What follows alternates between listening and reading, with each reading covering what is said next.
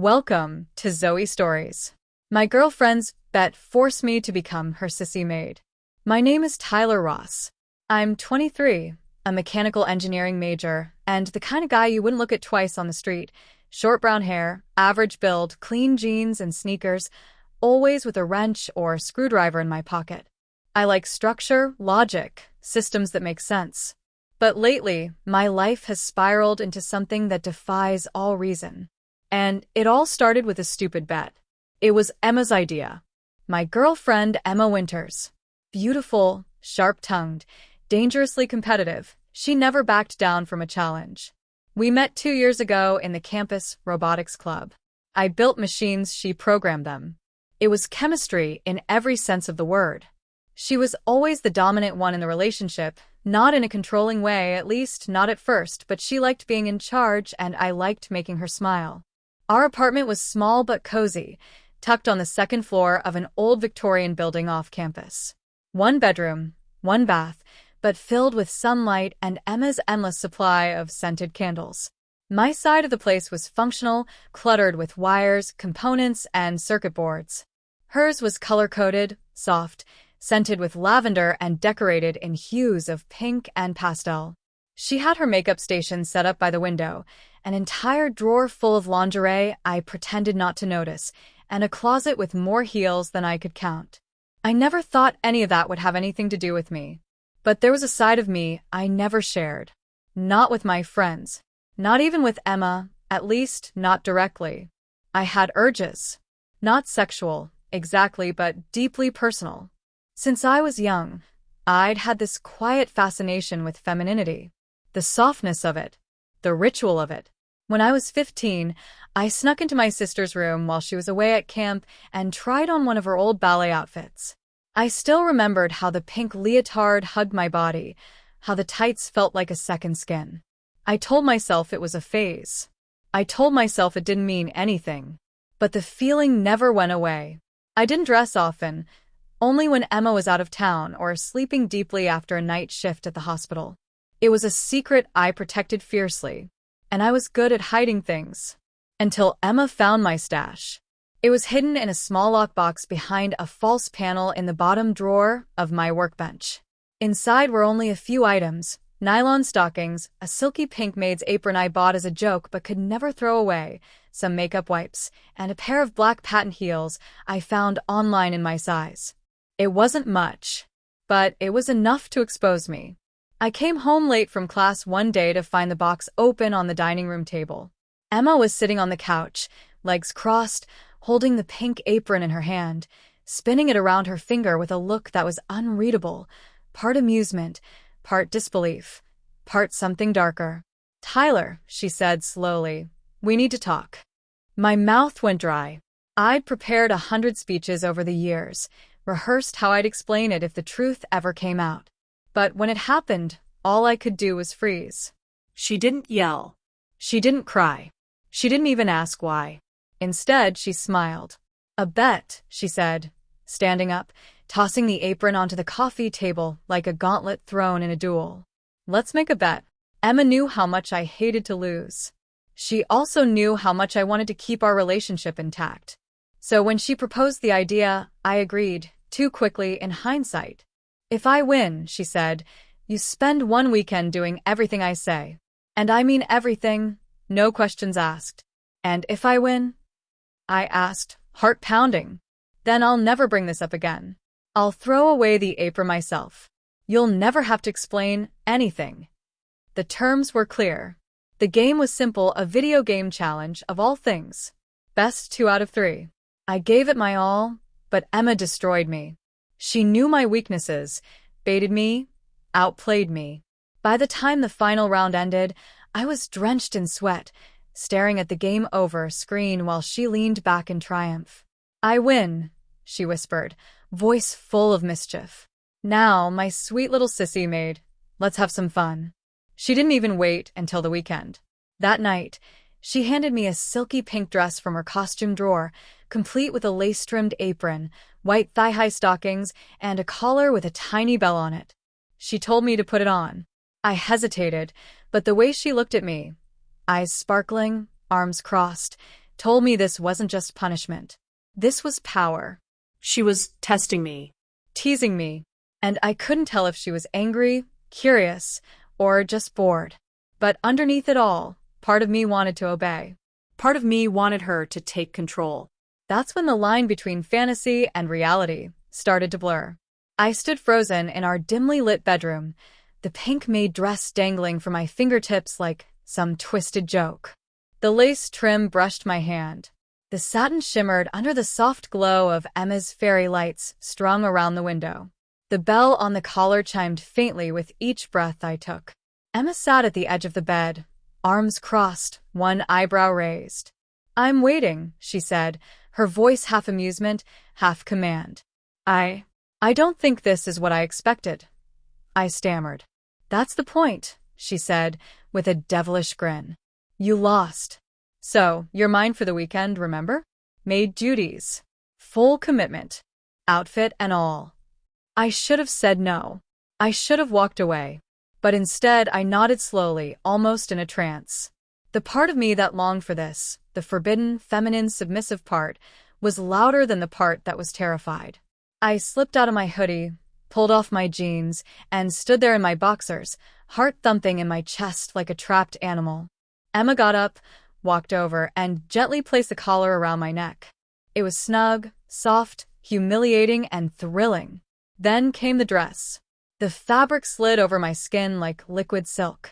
It clung in all the right places, flared at the hips, puffed at the sleeves.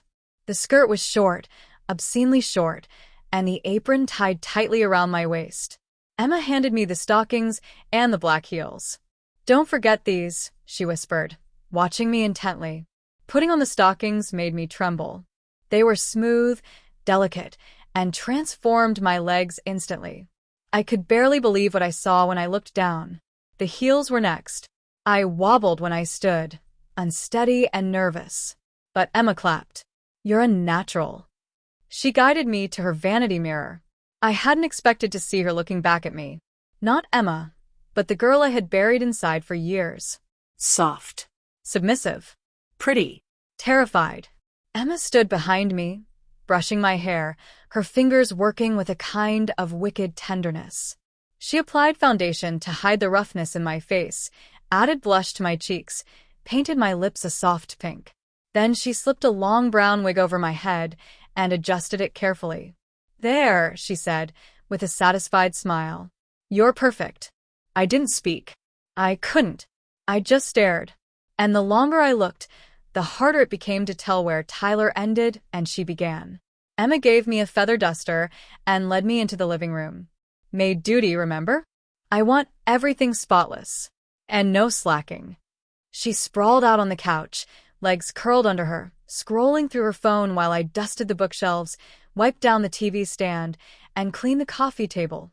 All in heels, all while trying not to fall over. Every few minutes, I'd catch her watching me. Not laughing, not mocking, studying me, like she was trying to understand something. "Does it feel good?" she asked suddenly. I froze, duster midair. "What do you mean?" "Being like this. Dressed up. Obedient. Soft." I swallowed hard. I don't know." "You do," she said, her voice dipping low. "You just don't want to admit it." And maybe she was right, because as humiliated as I felt, there was a strange satisfaction bubbling under the surface. A sense of release. Of safety. For years, I'd hidden this side of me like it was a disease. But now, here I was, exposed, yet not rejected. Ordered, yet not abused. Seen. When the clock struck midnight, Emma finally stood and took my hand. "Come with me," she said, pulling me back into the bedroom. She made me undress slowly, piece by piece. Fold the outfit, wipe off the makeup, hang up the dress. She didn't touch me, didn't kiss me. She just watched me transform back into Tyler. Awkward, shivering, uncertain. Before she turned off the light, she said, "We're not done." The next morning, I thought maybe it was over, that she'd forget, that we'd go back to normal. But I was wrong.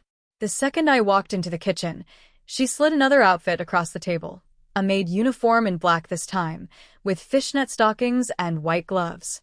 Your tasks for today, she said, placing a list beside the clothes. Scrub the bathroom. Wash the sheets. Then we'll talk about dinner. I stared at her, stunned. Emma, was this really just about the bet? She leaned in, resting her chin on her hand. At first, maybe. But now, I want to see how far you'll go. And that's when the fear started to settle in. Because the more I obeyed, the more I gave in, the less control I had. She was changing the rules as we went. Each day brought a new costume, a new chore, a new name. By the third day, she stopped calling me Tyler. She called me Tilly. Tilly, your lipstick smudged. Fix it. Tilly, you missed a spot on the counter. Tilly, don't forget to curtsy when I walk in. At first it felt like a game. Then it felt like a test. Now it was something else entirely. There were moments when I caught glimpses of myself in the mirror and didn't recognize the person staring back. Not because of the makeup or the wig, but because of the expression in my eyes. The fear. The shame. The flicker of pleasure? Emma never told anyone. But she didn't need to. The fear of discovery hung over me like a storm cloud. Every time someone knocked at the door, I flinched. Every time she posted a vague Instagram story about our weekend adventure, I felt sick to my stomach. But I couldn't stop. Even when I wanted to say no. I didn't. Because deep down, I wasn't sure I wanted this to end. That terrified me more than anything. And then came the night everything changed. Emma told me she'd be out late, girls' night. She gave me the evening off, said I could rest. I was relieved. I took a long shower, cleaned off the makeup, folded the uniform, and slipped into sweatpants.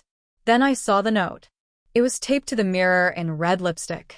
Don't get too comfortable, Sissy. I'll be home early. My heart stopped. Was it a bluff? A joke? Or was she testing me again? I didn't know what to do. Do I change back? Put on the uniform? Wait for her? Or do I stay as Tyler and risk disappointing her? The clock ticked. Every minute felt like a lifetime. I stood in the hallway, holding the maid dress like it was a life raft, sweating, trembling, torn between two selves. That's when I heard the key turn in the lock.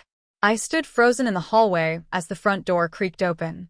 My fingers gripped the pink satin of the maid dress like a lifeline, trembling. I had just minutes, maybe seconds, to decide who I wanted Emma to find.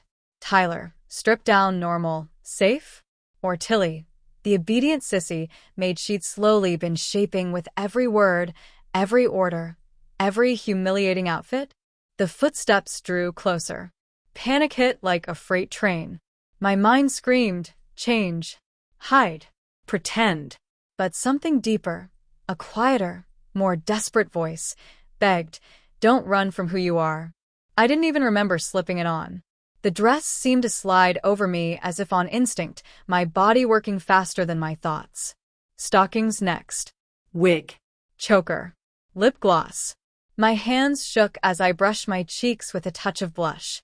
The heels. My greatest betrayal. I slipped them on, feeling the sharp pinch that came with the shameful height, the way they forced me to walk, submissive, vulnerable, exposed. The bedroom door opened. Emma stood there. The shock on her face was real, brief, but real. She hadn't expected me to obey this time. She'd expected resistance, regret. But what she found was surrender. Tilly, she whispered, closing the door behind her. You chose to wear it this time. I nodded, barely breathing. Emma walked toward me, slowly, like I was an animal that might bolt. Her fingers brushed the frilly apron, then trailed along the neckline. Why? I opened my mouth to answer, but found no words. My lips trembled. A tear slipped down my cheek. I don't know, I whispered. It felt worse not to wear it. A long silence. Then she smiled, not cruelly, but knowingly. And that scared me even more.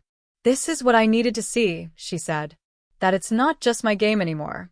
It's yours too. She kissed me on the forehead and pulled away. Come, she said. Time for your real test. I followed her, unsteady in the heels, heart slamming against my ribcage. She handed me a feather duster, the same one I'd used before. But this time, she walked to the front door. Emma, I said, my voice cracking. What are you doing? She smiled cruelly. Letting someone in. My stomach flipped. Who? She didn't answer. I rushed forward, heels clicking violently on the hardwood. Emma, please don't. But it was too late. The door swung open, and there stood Jenna, her best friend. Blonde. Gorgeous. Blunt. Jenna's eyes widened as she took me in. Made dress, full makeup, heels, the works. For a moment, I prayed the earth would swallow me whole. Then she laughed. Loudly. Unapologetically. Oh my God. No freaking way. This is what you've been doing all weekend, she said, pointing. This is Tyler? Emma beamed like a proud artist. Nope. This is Tilly, my personal maid. Jenna stepped inside, inspecting me like I was a museum exhibit. He actually let you dress him up like this? Emma's voice was sharp. Sweetie, he begged for it. Isn't that right, Tilly? I swallowed. I wanted to die. I wanted to disappear. But I also didn't want to disappoint her. Yes, miss, I whispered. Jenna's eyes lit up. Miss. Oh, wow. You really are broken in. My humiliation was complete. I could feel every piece of Tyler shattering beneath their gaze. But Emma wasn't done. She pulled out her phone. I panicked. Wait, what are you doing? Just a little video, she said. Don't worry. No one will see it unless you give me a reason to share it. My knees buckled. This wasn't a game anymore. This was blackmail. You said this was about a bet, I whispered. Emma walked toward me, lips brushing my ear. It was. But now? It's about who you really are. I stared at the floor, my world spinning. I had no leverage, no control, but I still had one thing left, choice. So, I did something I didn't expect. I curtsied. Would you like tea, Miss Emma? Miss Jenna? Emma blinked. Jenna howled with laughter. You really are the perfect little sissy, Emma said, her voice dangerously soft. The rest of the evening was a blur. I served them snacks in a frilly apron, fetched drinks, and endured teasing that made my skin crawl. Jenna took dozens of pictures. Emma corrected my posture, scolded me for using my boy voice, and made me reapply my lip gloss twice. And then something shifted. Jenna left. Emma sat me down and removed my wig, slowly and carefully. You did well tonight, she said, brushing hair from my eyes. I'm proud of you. I stared at her, numb. Why are you doing this? Emma's gaze didn't waver. Because you need it. Because you're too scared to admit who you are unless someone makes you. And I'm not going to stop. Tears welled up. I wasn't sure if they were from shame or gratitude. I'm not Tyler when I'm with you anymore, I whispered. I'm just Tilly. Emma smiled. And soon, that's all you'll ever be. She reached into a drawer and pulled out a pink collar, thicker than before. This one had a heart-shaped tag. Property of Emma. My breath caught. I want you to wear it every night, she said. And when you're ready, we'll make it official. I couldn't speak. I just nodded. She clasped it around my neck. It clicked shut. And in that moment, I knew Tyler was slipping away, whether I wanted him to or not. The collar felt heavier with each passing second. The metallic tag brushed against my skin like a brand I could never erase. Property of Emma, it read. My pulse hammered in my chest, but part of me felt calm. Comfortable, even.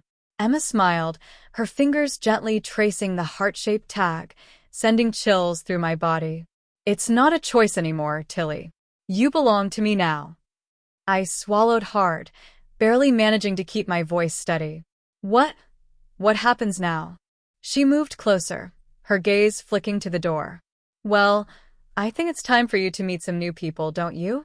Confusion twisted in my stomach. What do you mean? Without warning, Emma picked up her phone and dialed. The ringing tone echoed in the silence, my heart pounding harder with each second.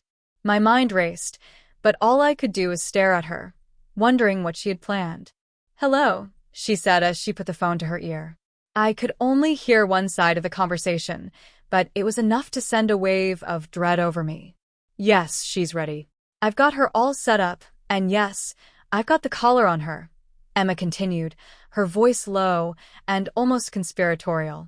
We're ready for the next step. I'll bring her over tomorrow. My blood ran cold. Tomorrow? What is she talking about? I tried to speak, to ask what was going on, but Emma held up a hand, signaling for silence. Shh, don't spoil the surprise, she whispered, as though this was some kind of twisted game. Then the phone call ended. She looked back at me, her eyes gleaming with excitement. We're going to see some friends of mine tomorrow. They'll be very interested in getting to know you. My stomach churned. Friends? Who? Why? Was I even ready for whatever Emma was planning? I don't want to go, I whispered, my voice cracking. Emma, please. This isn't me. Her smile faltered, just for a moment, before she regained her composure. You already are her, Tilly. You've been Tilly the whole time. You just didn't realize it yet. I tried to pull away, but the collar tugged at my neck like a constant reminder of the control she had over me now. Emma, I can't. Shh, don't worry, she said softly. It'll all make sense once you get there. The doorbell rang. I froze. My breath hitched as I heard it, loud and clear. It was the kind of sound that could shatter everything I had left of my former life. I looked at Emma, my chest tightening in panic. Who is it? I asked, barely able to speak. The doorbell was followed by a soft knock. Whoever it was, they were already here. Emma didn't answer immediately. She stepped closer to me, her fingers brushing the collar again, her touch light but possessive. Then, slowly, she walked to the door, opened it just enough for me to see a pair of feet standing on the other side. The door clicked back. I could feel the breath catch in my throat. I wanted to ask, who is it? But the words got stuck. My mouth went dry. When the door swung open, a figure stepped into view. Two figures. One was tall, broad-shouldered, wearing an expensive suit. The other was a woman. Short, fiery red hair, high heels, and dressed in tight leather. She was stunning, intimidating, and she looked straight at me as though she were appraising an object. Is this her? The woman asked, her voice smooth, almost amused. Emma smiled. Yes. This is Tilly. She's all ready for you. The man looked me over, his eyes sweeping from my heels to the collar around my neck. He didn't smile, but the look in his eyes made my stomach twist. I couldn't place the expression. Approval? Curiosity? Something darker? I must say, the woman said, her voice dripping with amusement. You weren't kidding, Emma. She's a perfect fit.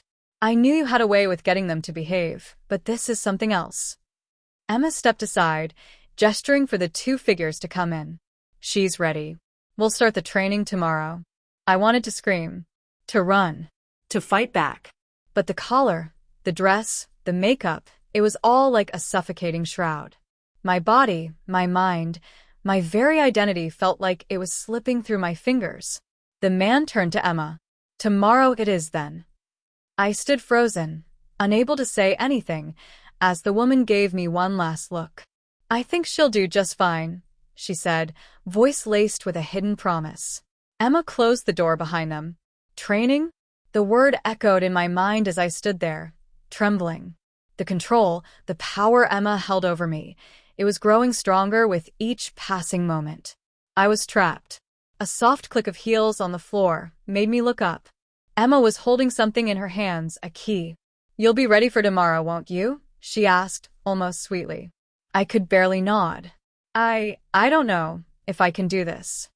Emma's eyes softened, almost tender, but there was something cold behind them. You've been doing it all along, Tilly. You're just not ready to admit it yet. The key clicked in the lock of the collar. The doorbell rang again.